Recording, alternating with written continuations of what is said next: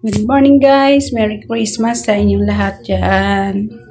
Ayan, ito po ay ating mini donuts recipe. So try nyo ito guys, kahit gagawin nyo ito sa New Year. Napakadali lamang. Ito yung mga sangkap niya. Panoorin nyo doon sa kahuli-hulihan dahil andun yung tamang sukat at sangkap ng ating mini donuts. Napakadali lang yung gawin. At saka dapat mag-enjoy ka din kasi maliliit yan.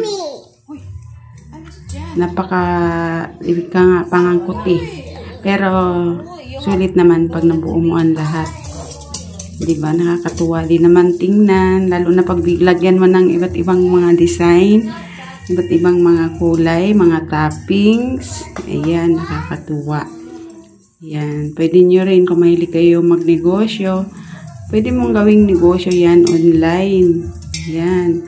Dahil busy pa ako sa ngayon. Ayan, ginawa ko muna yan. Pagkain namin sa bahay, pangmerienda. At yan, lalo na pag may okasyon. Malaking bagay. Dagdag sa inyong mga menu. Diba?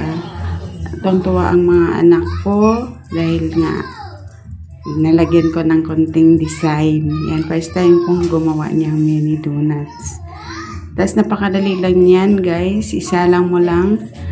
Siguro mga 2 to 3 minutes. Sandali lang. Luto na agad. Diba ang dami? Liliit nga lang siya guys. Kaya nga sabi mini donuts yan. Pero may mga lutuan yan. Depende sa dami. Yan. Nabili ko lang yan online at saka regalo na anak ko yan. Yung mini donuts na itong lutuan. Kasi curious nga ako eh. Sabi ko parang sarap gumawa niyan. Diba? Napakadali lang. Tapos, ikaw na bahala mag-design yan guys. Anong mga toppings.